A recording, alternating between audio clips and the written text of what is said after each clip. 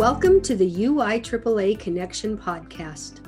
Hometown Ticketing is proud to be the exclusive sponsor of the UIAAA Connection podcast and to provide schools nationwide with the best options for digital ticketing for their events. Visit their website at hometownticketing.com to learn how they can make digital ticketing possible and simple at your school. Thank you to Hometown Ticketing for their exclusive sponsorship of the UIAAA Connection podcast. Welcome back to another edition of the UIAAA Connection. I'm your host, Mark Hutch Hunter. Today we have as our guest Jason Long, Athletic Director at Jordan High School in Sandy, Utah. Welcome to the podcast, Jason. Happy to be here, Hutch. I listen quite a bit. Like I mentioned, I have a short commute to Jordan High School, so it takes me a while to get through an episode. So I'm still quite behind, but I'm headed to St. George with the soccer team and look to catch up on some of these podcasts. So. Perfect. Let's have you start by sharing with our audience here in Utah and across the nation where you grew up, where you went to college, your first job, those type of things. Yeah, I grew up in Utah. I went to Brighton High School. I throw out the graduation year of 2000 because sometimes people laugh at that one. It's kind of getting to the point where I'm the old one as well, but not quite. So, and then I went to Westminster College, and that's really kind of what started my athletic path in high school. To be honest with you, I played as many sports as I could. I played football, I played soccer, but soccer and basketball wasn't even on the high school team. I got cut. But still loved sports and got involved there. And when I was in high school, a couple of my brothers and my stepbrothers went to the Cathedral of the Madeleine choir school. And one of the things, they had like a little paraleague team. And somehow my dad got roped into being the coach. And although my dad has been a lacrosse coach for many years, basketball wasn't his thing, and I loved basketball. I was 17 years old. I loved basketball. I didn't know anything about coaching, but it was really fun to be around kids that were younger than me, and that's kind of where I got my love for coaching and athletics. Kind of on besides the playing side. At Westminster, really, I was a work-study job. I went there, and one of the school counselors, admissions workers, was also the women's basketball coach. This is like the second year they rebooted athletics at Westminster, and he was also the assistant. Sorry, pardon me. Let me rewind. Bad storytelling there. He was the assistant men's basketball coach, and when he met with me, he's like, "Yeah, if you come to school here, you could probably do a work study job as our team manager, and you get paid tax-free $6.50 an hour." And he said, "We're a new program, so you never know. Maybe you get some shots up in practice. Kind of like living that dream of, being involved in college basketball." And so I said, "Great, I'm coming to college just for that, Westminster." And when I got there, he actually said, "Great news. We got that work study job and you can apply for it and I can get you that job. But I'm now the women's head coach." There was a coaching change in the program in the 3 months of summer before I went there. And so at first, like, this sounds really bad, but I was like, "Oh, girls basketball, like women's basketball. Like I'm 18 years old. What do I care about that?"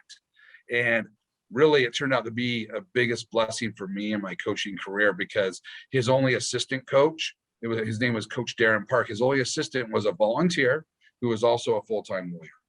And so really, there'd be days where he couldn't come to practice. He couldn't go on the trips. And so we go on our first trip to College of Idaho. It was called Albertson College then. And I said, "Can I come on the bus?" And the head coach said, "You're this 18-year-old kid. No, you can't come." Well, I just drove myself. My family's from Caldwell, Idaho. My grandparents, everything are from Caldwell, Idaho, where that college is. So I just drove myself in my old pickup, went up there, and I said, "Can I come to the game and sit on the bench?" And he said, "Yes, you can do that." And on the bench, I said, "What can I do to help?" He said, "Why don't you keep track of timeouts?" Okay. I said, "Got it. I'll keep track of timeouts and make sure you don't get a technical foul." Like that's my only job. That's all I know. That's all I know about really coaching at all at this point. And after that trip, I guess I made the right impression, where he said, "You're coming on all the trips now." And he started teaching me how he recruited and breaking down film. And I'm 18 years old, making $6 an hour on a work study job of a cap of 20 hours a week. And it was just really got me like into coaching there. And I was very lucky. And, from there, I started coaching club teams. And I was able to, when I graduated from Westminster in 2004, I was hired as assistant men's basketball coach for Tommy Connor, who most recently was associate head coach at the University of Utah. And again, I'm like 21 years old, 22 years old, I didn't even know the experience I was getting. I had no idea. I was grateful. I loved it, but really just reflecting back, I was just very, very lucky. And how that position came back is Chris Jones, his assistant coach, got hired by Coach Jack Aletti as director of basketball operations up at U of U. And so there was an opening, and with that, Chris Jones could no longer coach the club teams because, if you're Division I, you can't coach club teams. And so I got connected with a Highland parent who had this club team of fifth graders. And man, I could go on and on about how I just was in the right place at the right time and did the right thing. I guess, like small little detail, thing to have someone decide to give me a chance. And I spent 13 years at Westminster before I decided to become a high school teacher and coach. So. Well, that's awesome. I smile when you say your first gig was girls basketball, and you probably know this, but my first paid head coaching job was the head girls basketball coach at Jordan High in the fall of '79. Of course, I'd coached football for years and coached in the youth conference system. Of course, that's not paid. But I was hired as a math teacher and an assistant football coach. And on the way out of the interview, the principal said, "Oh, by the way, do you know anything about basketball?" And I said, "Well, I've played. I've never coached it." He says, "Good. You're the head girls basketball coach." And I said to him, "So are we any good? So what was your record last year?" He says, "We were 0 for 6. I said, "You can't be serious. You didn't play 6 games." He said, "No, we're 0 for 6 years." They had never won a basketball game since Title IX. So 90 or 72. So the first season would have been 73.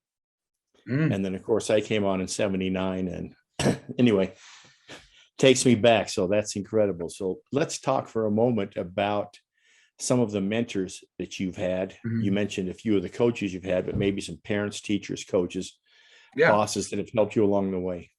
Yeah, when I saw you put this kind of on agenda, I really enjoyed reflecting on it because it just filled me with gratitude. I mean, my own parents have been great, but specifically for my career, that like parents, there's been basketball parents. The Orchard family, Dave Orchard, has been a great mentor to me and helped me even as a young, immature kid making mistakes. That's coaching his son, just helping me through life. The Ballsteads and the Dows are a couple families up at Wasatch, where that was my first high school. There was a boys basketball head coaching job up there. Coaching wise, I mentioned Coach Connor, Coach Hyatt. I went to school to get my master's, and then I went back to Westminster as the paid assistant under Coach Hyatt. He's now at Montana Tech, and he just had a huge influence on me. And then Keith West, Coach West at Highland. I coached JV for him for 2 years and kind of got to know him before that because I was coaching a lot of the club teams that were, up and coming Highland students. And so he's a great friend of mine. I talked to him not enough. He's down in Arizona, living the good life, playing pickleball, and retired with his wife, Cheryl. He's amazing. And then the other two were also Westminster assistants. When I was the volunteer assistant, working, side jobs that young 20-year-olds are doing, so I could be the volunteer assistant. Todd Phillips has been great. He's now moved on to UVU as an assistant coach with Coach Madsen, and then Coach Chris Jones, who is now the Highland head coach basketball. And his son plays at Utah State. So they've been amazing. And then in education, which is really the fun part of becoming a teacher and then eventually athletic director. And I chose to go to high school on purpose, and I'm lucky I made that decision. But my principals, all of my administrators, I'm actually finishing up my admin license degree. That's something I'm looking to potentially do, is become an administrator, a vice principal. And but my first principal at Wasatch that gave me that job, Mr. Sean Kelly, is just an amazing person. And I thought it couldn't, like, I really thought, like, if I could ever have bosses like Mr. Keller the rest of my life, I'd be lucky. And then eventually I get to Jordan, and I had Wendy Dow, and now Bruce Eschler, as well as I gotta mention Roberto Jimenez, the assistant principal over athletics here. And that's really what's inspired me to pursue administration. And whether that ends up as athletic administration, as athletic director, or maybe assistant principal, they've had this huge impact on me that's trickled down to the teams I've coached, the classes that I've taught, and the students I've been able to have a big effect on. And I'm very grateful for all of them. And I look forward to maybe I don't know, maybe I can make that same kind of impact on someone myself someday. So yeah. Absolutely. I'm smiling. Of course, it's a podcast. No one can see that, but I went to Highland. I mean, it's a small world. I graduated way back in 71. Of course, Wendy Dow came to Jordan right after I left. And then, of course, I knew the Bruce over from my connection with Corner Canyon. But you mentioned Dave Orchard, who lives down the street from where I grew up, right there on Oneida. Oneida, yeah. And Keith West was with a bunch of us at Jordan. They got our master's degree at the same time in the mid 80s. We'd go up to Woods Cross Seminary every Wednesday night for what, 2.5 years, however long it was. And we all got our masters together. So boy, it's definitely a small world. Wow. I threw out all the names you knew. You're like, yeah, I know all those people. Yeah. That's really cool. I knew Keith, coached and taught at South High, but I didn't get the in between. So the next time I talk to him, I'm gonna make sure I, mention you. Yeah, that's when I first met Keith, when he was coaching at South with Wamie Anderson. So yeah, very small world. Let's talk about when you got into public education and what was your background? Where were you before you came to Jordan, 1 or 2 high schools, wherever it was, and talk about what you were teaching, and then how you got the job as AD at Jordan. Yeah. So I went from Westminster College, and I decided I was going to get married, and someone said, my wife, Stacy, said yes. And so that's when I got my master's in education so that I could get licensed as a teacher, because I didn't do education in my undergrad. I did communications, and so I was able to do a program where I got licensed at the same time. Anyways, I got the job at Wasatch, and at Wasatch I taught Spanish. I'm licensed to teach Spanish, and I taught very little of that, but I did the ARL program to teach TV production. And they had this amazing teacher who's since moved on, Mr. John Moss. And so I kind of taught some intro level courses to the capstone of his daily TV production, where they did a 10-minute live show daily. And that was a lot of fun. But really, I was teaching intervention courses, helping with math credit recovery. And that's the classes I've enjoyed teaching the most, is just, maybe taking the kids that need the most help and helping them. And eventually, though, after 5 years there, my family came to a point where we needed to move down to the Valley to help my sister. And man, she is amazing, and she's really overcome some tough things. But we came down to help be here for that. And I didn't have a job. I resigned and said, I'm moving to Sandy. And I got really lucky. I was able to get a job at Hunter High School. And I taught PE, which I'm licensed in too. But at Wasatch, they just already had PE teachers. And so I really enjoyed the team there at Hunter. And I was only there 1 year. And it was actually, one of my favorite years of coaching high school basketball, because of the successes we could have despite a poor win-loss record, to be honest with you. And it's hard. I still see those kids. Those kids are now seniors. And I still see those kids. I was like, man, I really miss that, because I think all of us, when we get into the athletic director position, we go through moments where we miss the coaching side of it. And really, I was sitting there April, and my brother, Courtney Long, was vice principal here at Jordan with Wendy Dow.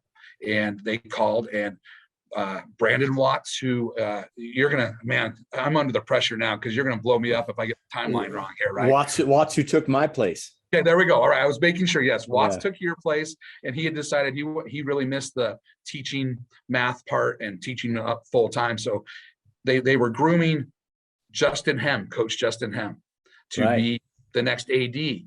Well, he got the opportunity to be hired at Brighton as the head coach, head football coach, and so it was like late in the year. It's past. They've done all their hires. It's late April, and my brother called and said maybe my brother would be interested, and so. He called me and I said, you know what? I live right by Jordan. Like, it was kind of coincidence. And my kids are going to go to Jordan. And athletic director and eventually administration was something that was on my career goals. Always has been. Maybe not as quickly as I thought. And I applied, and I guess I said the right words in the interviews. And here I am. This is now my third year. And I'm loving it. I'm still learning. I don't know if you ever in education fully learn what you're doing. You're always learning something new, and here I am. Yeah, I'm a beat digger. And I gotta say, I didn't know where to interject this, but the two questions I get most when I'm catching up with family or friends or whoever it may be, or meeting people at conferences, is they find out I'm a Jordan. Two questions, and sometimes the order switches, is, do you know Hutch? You must know Hutch. You got to know Hutch, right? And I've appreciated that. And then the other one is Coach Babinski, right? Yeah. Whether it's a former student, whatever, those are the two names that always come up. Is you got to know these people. And when I tell them Coach Babo's still here, sometimes they don't believe me. But well, thank you for your kind words. Let me just go off track just for a second. Let's talk for a moment about your wife and where you met her, because we have a little bit of a connection there. Yeah, I mean, at the end here, you kind of mentioned like what's maybe a question that I didn't put on here that we should talk about, and I was going to put that. But yes, I met my wife while I was student teaching at Highland, and there was these two students that after that they one of them finally said, "Hey, you should go on a date with my aunt." And her aunt was my eventual wife. And she, and I said, well, fine, give me her number. Finally, give me her number. And this was right before Christmas break. And I texted her because I wasn't brave enough to call. Texting just takes away that fear. Right. And she responded, and we ended up going out on a complete blind date. And 2 days later, she had two sons, and, we brought her two sons over to meet my family. And 18 months later, we were married. And then sometime after that, I get this job, and that's when it came up. My in-laws, and I don't even know exactly, that's where I feel a little dumb, is, they're like, oh yeah, you're getting that job. Yeah, Hutch, he's family, like you might see him at family functions and reunions. And I don't know if we have yet, but so what, my in-laws are John and Vicky. John Everett and Vicky. John is my first cousin. There we go. Okay. Obviously, our mothers were sisters, and so I've known John since I'm old enough to remember. Obviously, he's a little bit older than I am. He's my older brother's age, but once again, a very small world. That's incredible. Yes. Let's talk for a moment about the job of AD, and I know you've only been in it for 3 years, but how has it changed in the 3 years you've been there? I know the obvious one is obviously you were in it for a year and then COVID hit, but you can talk about that. But how else has it changed for you? Yeah, I like the COVID thing real quick is, my first year here, spring sports got canceled. My second year here was, in my mind, COVID testing, right? And what an amazing job by all the ADs, coaches, parents, and UIAAA to we had championships for every sport. I think that's pretty cool. I tell friends that from out of state as well, and they're pretty amazed by that. And now, so really, this is my first spring season. We just had lacrosse last night, girls lacrosse match, and I was kind of thinking, wow, this might be the first full regular, if you will, season. I don't know if that's a thing. And so I am pretty new. I do think the role of AD is changing a lot. What I've noticed is colleagues of mine that are working in Jordan district, I'm full time. I don't teach any classes, and that was more of a principal decision at Jordan High School, but Jordan district's gone to full time. I know of other districts that have done that as well, where they're not even allowing them to teach, even if they would like to, and because of just the more demands, whether it's adding sports or just expanding the role. And so I don't have comparison to before. And really, probably 80s before did all the same stuff. Just, I don't know when. I have no idea when they did it, but that's a mystery I'll never figure out. I think I that's a big just thing. I just know that I got home late. Let me just Yeah. tell you that, because Yeah. I was from the regime, and my principals were good to me. So I pretty much had half the day, which Mhm. included my conference to be the AD. But Mhm. as you well know, that's clearly not enough time. And so I'm glad that, well, I know I've talked to your superintendent about that, and I think and I know they're doing it out of Jordan, like you said. So Yeah. I think that's a great thing. Let's talk for a minute about what's your biggest failure and what did you learn from it? Yeah.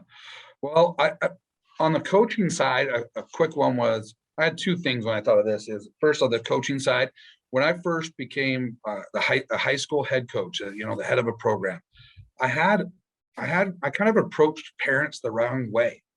And I quickly learned that although there's certainly boundaries of parents and they are not the coaches and this and that, well, they also are your greatest ally, and how essential they are in high school activities. And so you have two choices, and that's even magnified as athletic director. And I think it's something I've done a pretty good job with over my years here, is parents are essential, and and that we can either make them our biggest, agitators, if you will, right? Because of how much they love their kids, but really just with the right approach, you're going to make them your biggest allies, your biggest supporters, and really your biggest workers. And that's something I learned at Wasatch real quick. I kind of made a mistake there early on with how I kind of approached like my initial parent meeting, to be honest with you. And so just kind of the tone and message there. And then another one really is like, this was more of a huge failure. Is I mean, this is a little bit more personal, but I had some major like credit issues as a young 20, young to mid 20s. And to get out of that path of like financial, uh, despair, and really not use a credit card for several years, and just the lessons I learned from that have carried on to life, where I never would have been able to go to grad school to become a teacher. I never would have been able to do something like take a student loan and just kind of progress professionally to get in this really, I'm grateful to have the job I have. So, yeah. Okay, thanks for sharing that. I realize it's a personal thing, but Mhm. I think it's a great lesson for all of us. Let's talk for a moment about, my understanding is that you're in preparation to take the CAA exam and take some courses for that. So share with our athletic directors out there, what's that like for those that are in the same position as you are? Yeah, maybe whether it's you're a new athletic director or haven't had the chance, the courses preparing you for the exam are really good. And I've really enjoyed it. It was like I got the job, and then in August, maybe I'm on the job officially for just a few days, and I'm going over to the UIAAA office to meet a bunch of veteran athletic directors and teaching this course. And it really, for a moment, kind of messages is like, what am I getting into? Like, this is maybe overwhelming, and like, but really all that preparation and all those courses just give you a really great understanding of what is required and how important the job is and how much of a professional position you really are in now. And so I've enjoyed that. I am ready to, I have to fill out the application, and you actually advised me the other day, send that over to Rich Barton, and then hopefully maybe take the test in St. George this year. I just haven't fully locked down because that is during our spring break this year. I know sometimes every couple of years it falls in different district spring break. So I need to sort that out. But at the worst, I'll be taking it, next year. And I'm excited because I really think it builds the credibility and professionalism of our position, where sometimes this bleeds into some other questions later you had, where people might not, athletic director, that's just the sports guy. They just go to the games and watch the games, and make sure there's refs.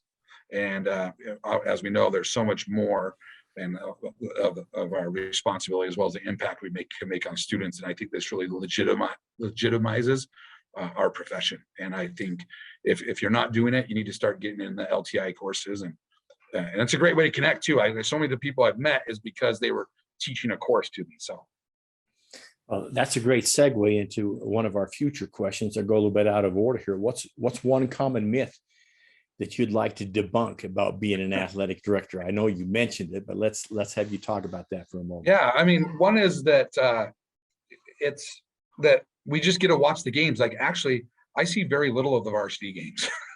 Like, know the outcome, and if I'm lucky, I get to see the end or the fourth quarter or the second half. But there's just so much going on to make it a great experience for the students first, our parents, and obviously certainly our coaches, so they can focus as much on coaching as they can. And I, as a former basketball coach, a tradition I had for a few years was going to the Pac-12 tournament with other basketball coaches, and it was right after the state tournament, and they still like to harass me that, what are you doing right now? You're just sitting there doing nothing. And so that's not, because I'm not teaching right now and things like that. But I think then also the athletic directors, I think sometimes early on, I had parents or students or even coaches feel like we might be against them, because we do have to make sure rules are followed, whether it's eligibility or moratoriums and paperwork and releases and all that stuff. And really, that's not the case. We're here to help. And so I think that's the first one was more of a joke, but really the big thing is that athletic directors are here to help. And even as a former coach myself, when I was in the coaching role, I didn't even realize that about my athletic director. And I wish I could go back and change that that ADs, we have been where you are in almost all situations. We have been feeling exactly how you feel right now, maybe with just the most and we're here to help. So that's a great answer. Thanks. Let's go back for a moment now and talk about your new AD. You're hired late in the year. Mm-hmm. And you mentioned you went to the new AD workshop. My question is, talk about your journey with the UIAAA and how it is you became involved, because even though we reach out to all the new ADs, we don't always get them in their first year. Sometimes it's the second or third.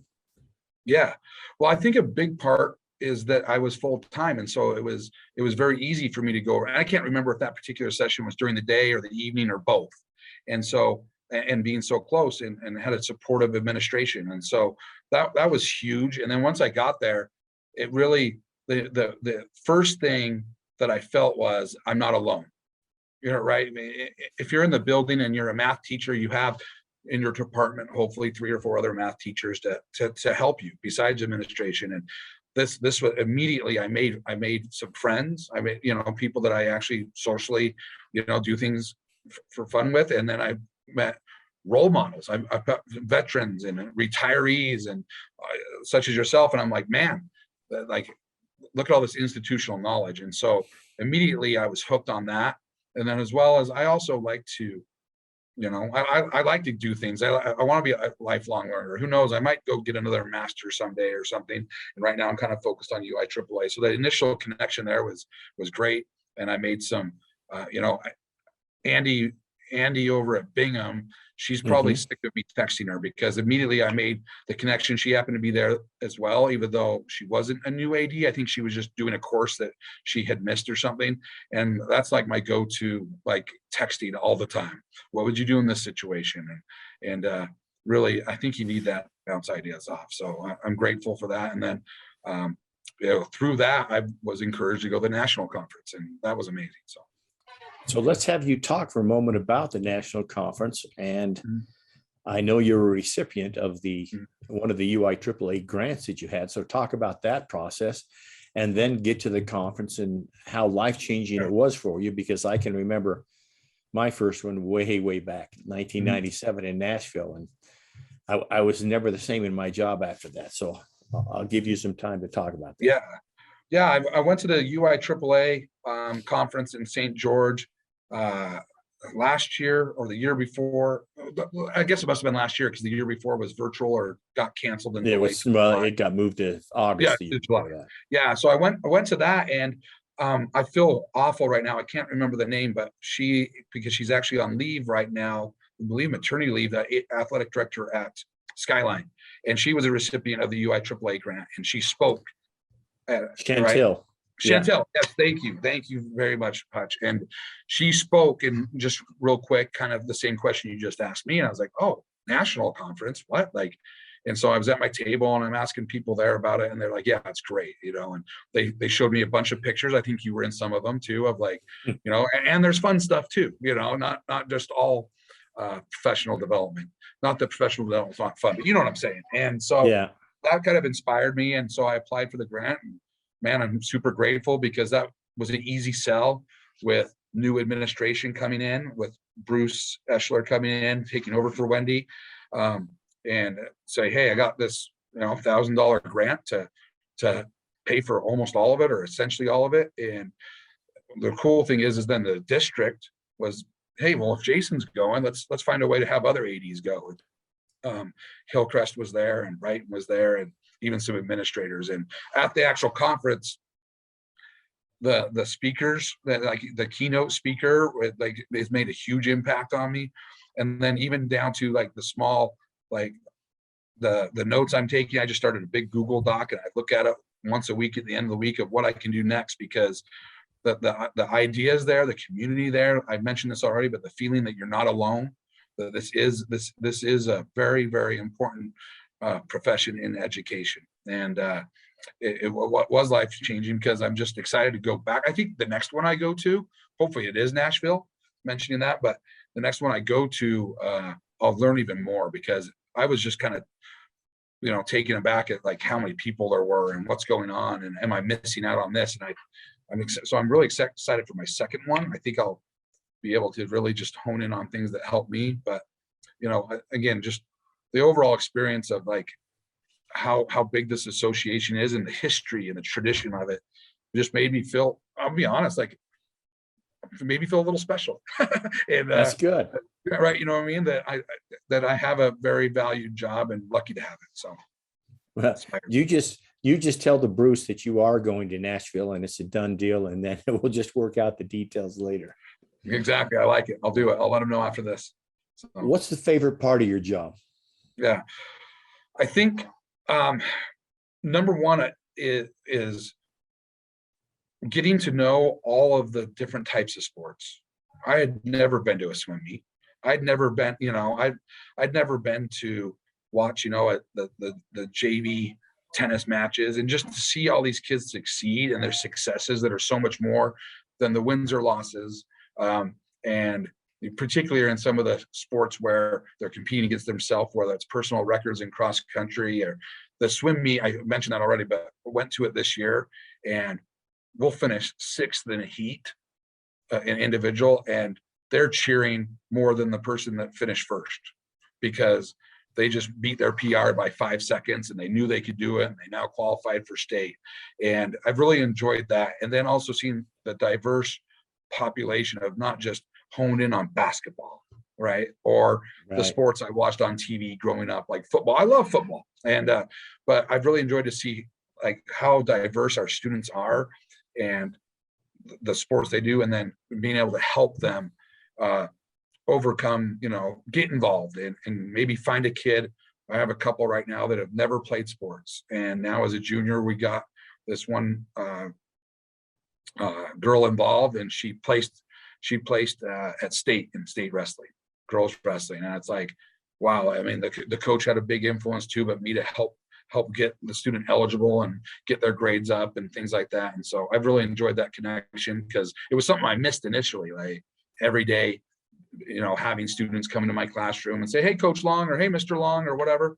And I didn't have that for a while, but I'm starting to develop that. And so that's what I've really enjoyed. And that's actually my biggest goal, is to, if I can know the name of every student athlete, freshman through varsity, and I'm close, I think I would have it down if it weren't for mask wearing. Although mask wearing, I don't have many benefits, but really I haven't had that connection of sometimes seen them in the hallways. And so hopefully at the end of this year I can do it, but if not, next year I'm going to be able to do it. So very good. Thanks for sharing that. Let me ask you a follow-up, because when I left Jordan in the end of June 2013, so that's almost 9 years ago, the old Mount Jordan was still there, and we had our swim meets at their pool, but the new Mount Jordan has no pool. So I'm just curious to where you hold your meets and where you practice now. Yeah. So we practice a little bit at Life Center, but mostly at Treehouse over in Draper on 123rd South, and that's where our meets are. And so we're very grateful to have that relationship and have that pool, because our district does not have any pools anymore. And so, that's a sport that sometimes might not get the recognition because they're not in the school on Friday nights. And so just helping those students get recognized, has been super fun. So, yeah, thank you. Let's finish up with a couple of questions. The first being, you're a third year AD, and so your perspective is a little bit different, but if you could share two pieces of information for a brand new AD that they absolutely need to do these two things in order to be successful, what would those two things be? I think the first one really is to join your association and get involved that way, because you're going to build that network and you're going to develop professionally and have that support. And then kind of combined with that is when you do get the law courses and you get to hopefully see the charisma of Lee, don't get overwhelmed. You're not going to get fired, even though it's like you hear the things he says, like, oh boy. But then the second really advice for a new AD is find the time to make sure that you turn off your phone and you make sure your email notifications aren't on, or I'm sure you've gotten several too, and find that time of when you're going to do your email and your communications, because if you don't, I feel like that consumes you, which really all you'll do all day is respond to emails. So just let them pile up. It's going to be okay.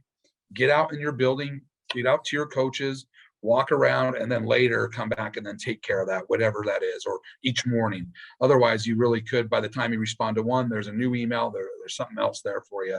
So kind of two, one was more anecdotal and the other one kind of more direct, so that you can hopefully just still be able to put 2 feet where you are, including your personal life, and really enjoy it, because it is a enjoyable profession, and it really is a lucky, we're lucky to be here. So.